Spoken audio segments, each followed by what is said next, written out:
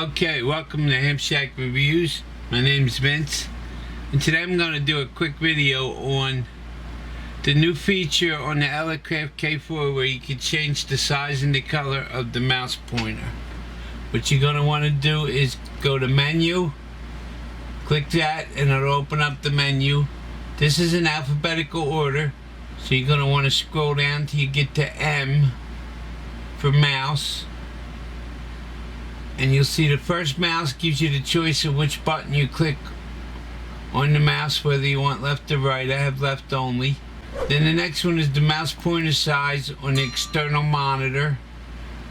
You click lock, and let's go back. You'll see the default size, and then you got small 1, medium 1, large 1. You got small 1.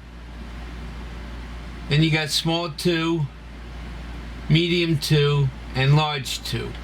I prefer medium 2. Then you lock it.